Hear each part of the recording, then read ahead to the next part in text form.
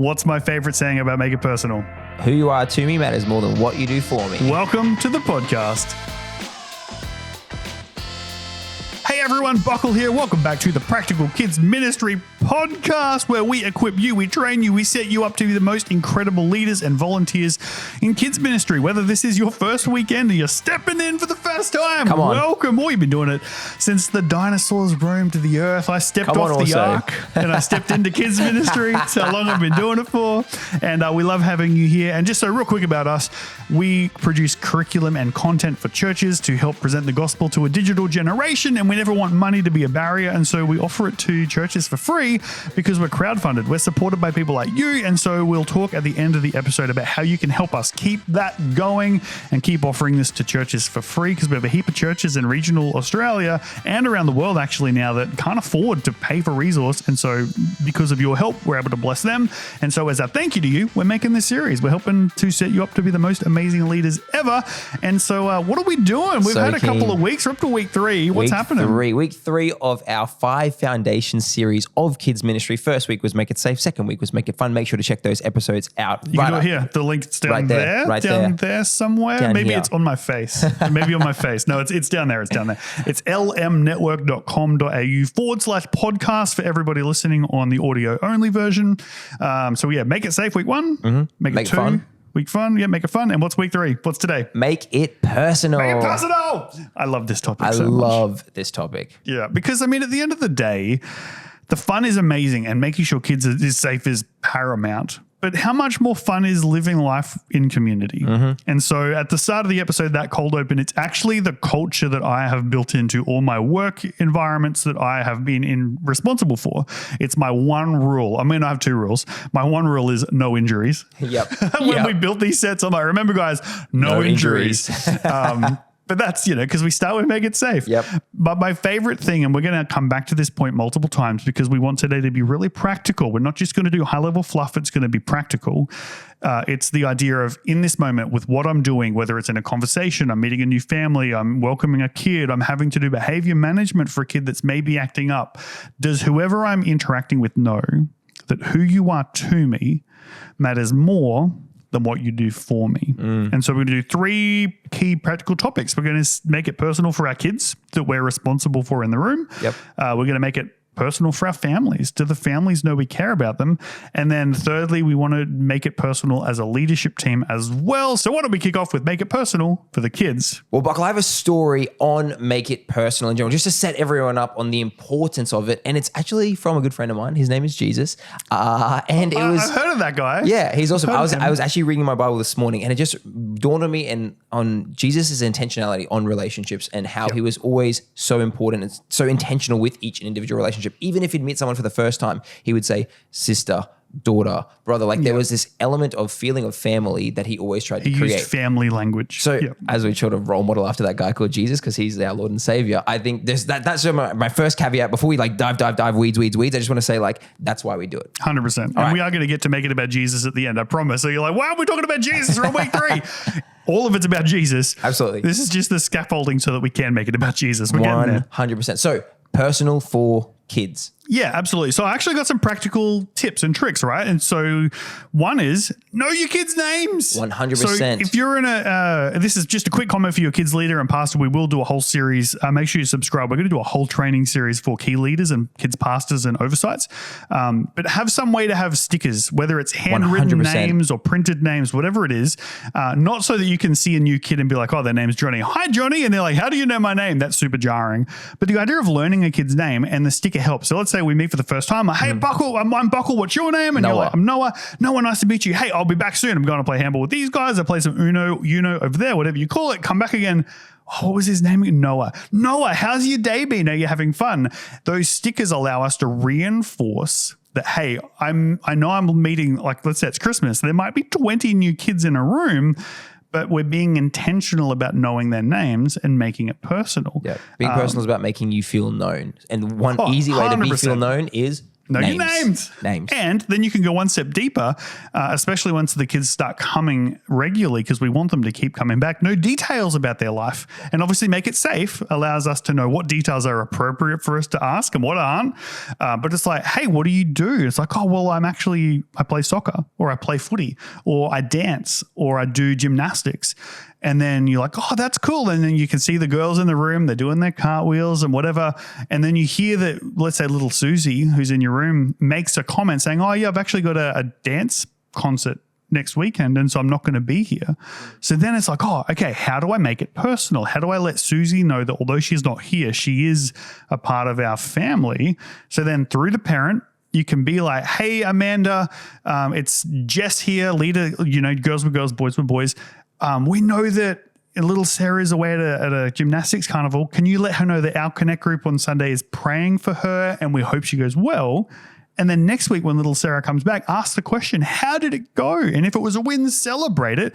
And if it wasn't a win for her, like let's say they lost, be in that moment with them. Even in the grief of, oh, we came last, or someone got injured, be in that moment of, okay, we're making this personal. Yep. I'm just like imagining that now for your child that you've got in your room. Think about how much they would feel known in that moment, that who you are to them matters more than that they are here on a Sunday. Like it actually supersedes the, oh, I only care for you for 90 minutes. It actually shows that you genuinely, because you do care about this child and you want to have a genuine relationship with obviously the safe boundaries for them. I love that. And one thing that we're going to look at working on we're doing another leaders series, like we mentioned for the kids passes, we're going to help you build frameworks and structures for that level of consistency. But what you can do as a volunteer in the room is, let's say you're serving fortnightly, every 3 weeks, every month, whatever that looks like. One thing you can try and do is every time you're serving, try and have the same kids in your small group time. Definitely. Hang out with that core group. And if every leader has their group of kids, then we are building pockets of family. And one of my favorite sayings about kids ministry is we put kids in circles, not rows. Yeah. And what that idea of is we do church together. And one thing we used to do in one of our services, which was getting really big, like I've served in kids ministries where we've had 8 kids at a bump in location up to 400 across a weekend. And we had one service where we were getting a couple of 100 kids. Instead of them all sitting in rows for the curriculum part before we broke into small groups, we actually would get them sitting in their small group circles before the teaching moment. So now the leader is with their group of kids, and you can do that with 6 or 8 kids. Like put your girls on one side, boys on the other, leader in each, and then you do the curriculum moment together. So then when you do the small group moment together, we're continuing a personal relationship. Yeah, that's so good. I think the element of being known inside your small group, make anything that feels big feel small. Like that's so important. What does that look like actually? Because like Noah has a child behavior management background as well as being a qualified teacher. From a scientific standpoint, that idea of when a kid feels known, like unpack that a bit for us. Yeah, well, like the studies show that the 2 main things that people want to feel just in life, and you probably know this as an adult as well, is people want to feel known, people want to feel loved. Like that's core competencies. If people have that, if they don't have anything else, they usually still feel okay because they're known and loved. So for us to be able to ensure that we can show that with our actions and set ourselves up with our systems to be able to create that, as well as practically doing it, it's getting in a small group so they feel known and loved. And then for us as Christians, doubling down on that they're known and loved by Jesus. So you being that person, you being that bridge allows you to therefore then make them feel known and loved by Jesus and known and loved by you and your kids. What's our saying on that? We actually came up with this saying when we were coming up with these notes. Yeah. It's who are we? Kids leaders are bridges, not bouncers. Yeah. As kids leaders, you are in the room to be a bridge builder, not a bouncer. Yep. Yes, we have to keep it safe. 100%. Yes, we need to, and this is a great point on make it personal with behavior management. Yes, there are times where we need to reprimand and speak firmly to a kid and say, no, you can't do that. No, you can't be here. No, you can't leave the room without your mum and dad collecting you. Like we have to sometimes dictate behavior.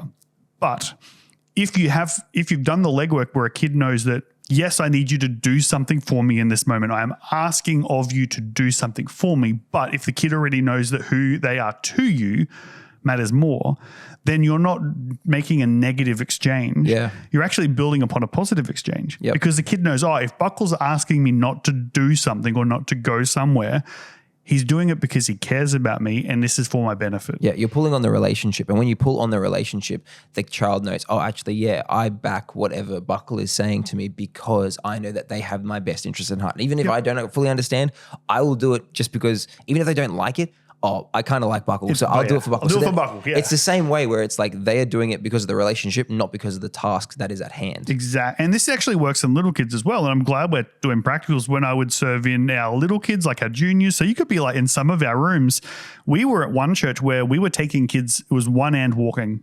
That was it. As soon as they're 1 year old and walking, we'd take them. Yep. And so I would literally, to connect with them, I would sit on the floor and play games. Or we had some leaders with a bad bat. They'd just sit on a short chair. They'd do colorings with them. They'd build non-verbal rapport where the kid would build trust. And then during like your service time and the kids need to be on the mat time, it got to the point where if a kid started like acting up, I could literally be like, ah, and they'd look up and see me and be like, I just do a face. That was it. And they knew, oh, Buckle doesn't want me to do whatever it is I'm doing.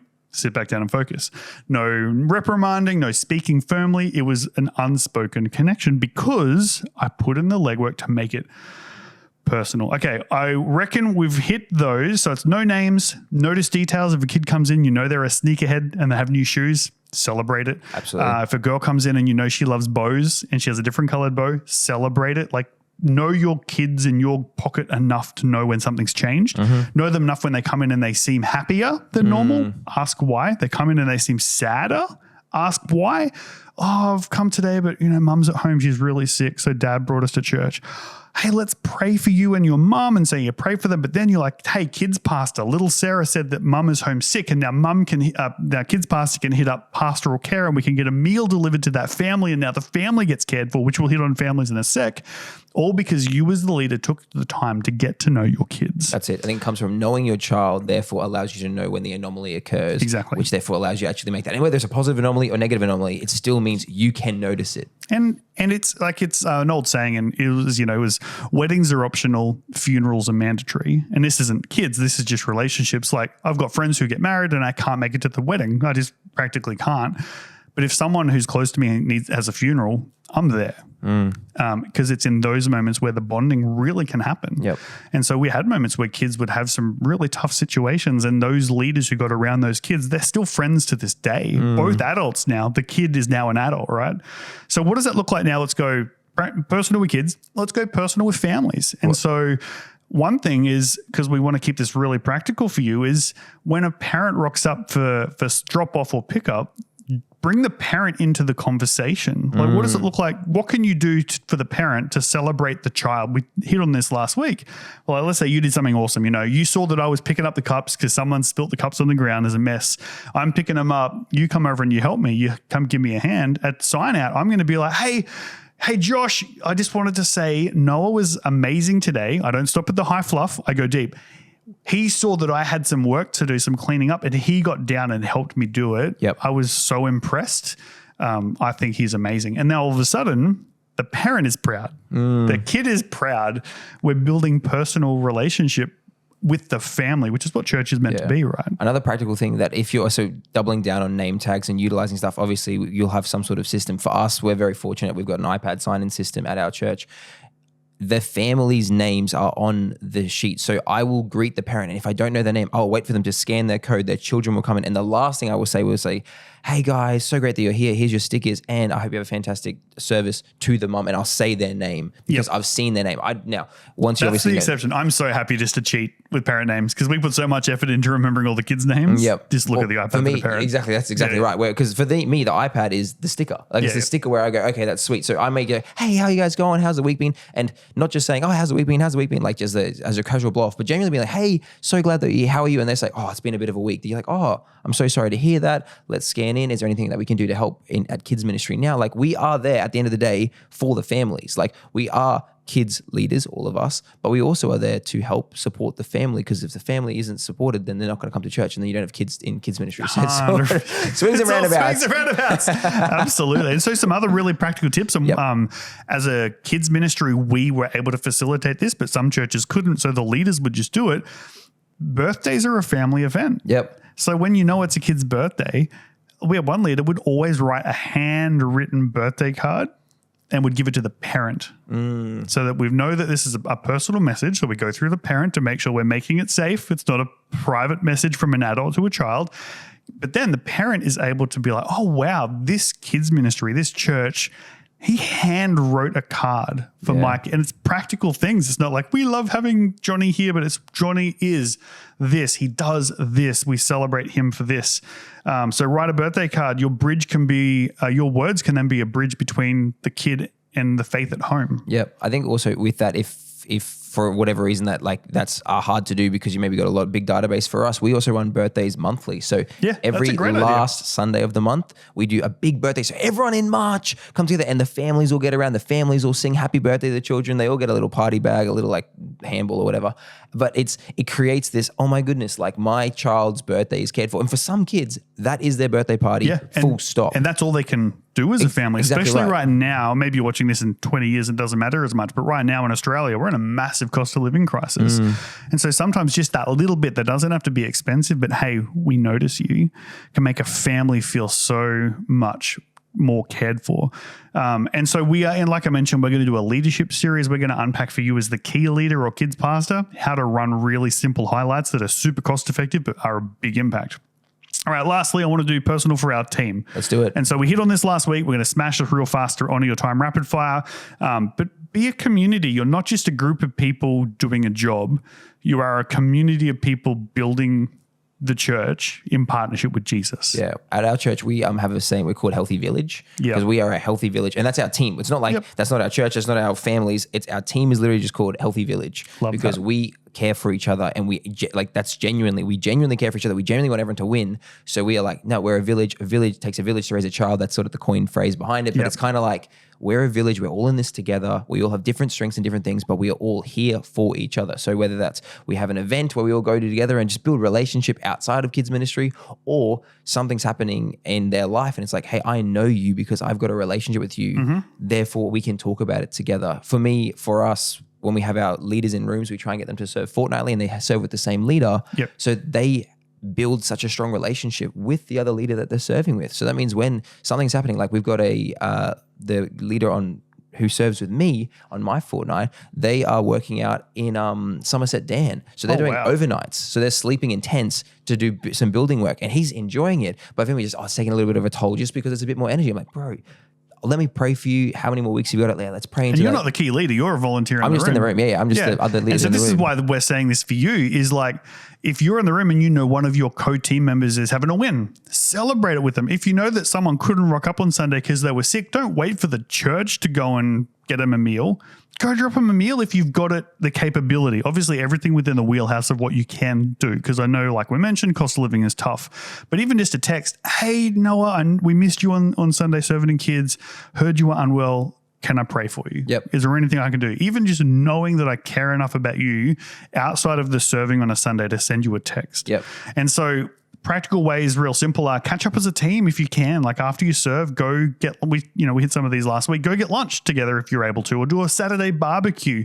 When you're not serving on your off weeks, get a group chat, sit together in church, pray for each other in church. If you're not in a connect group and maybe your church is still building connect groups, make a connect group. We actually recruited a connect group to serve on a service together. And it was literally sit as a connect group one week, serve as a connect group and kid the week after. Obviously, working with children checks and whatever.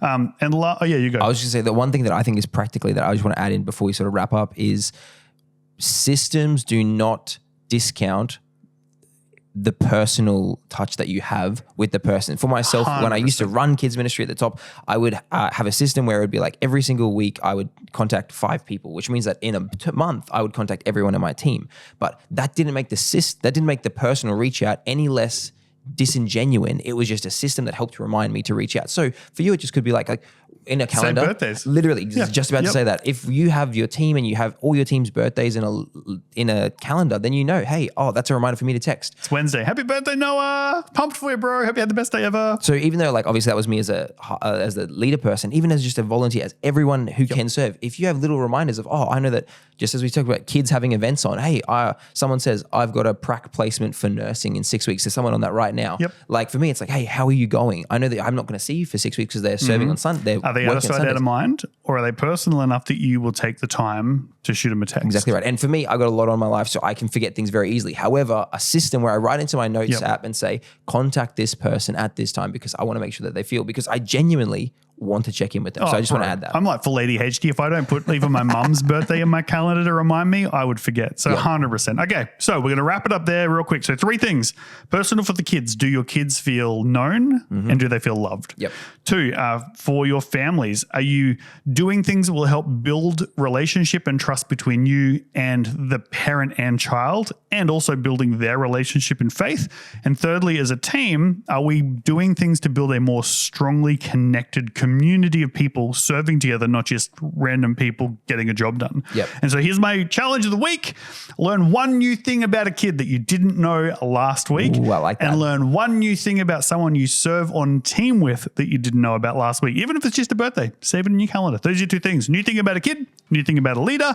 And with that, that's the end of the topic. But hey, like we mentioned, the only reason we can do this and the only reason we can offer our curriculum to churches for free is because of people like you. We are crowdfunded. And so we'd love you to consider buying us a coffee and becoming a monthly supporter. Head over to lmnetwork.com.au/podcast. On the top right corner, you'll be able to see a button that says donate.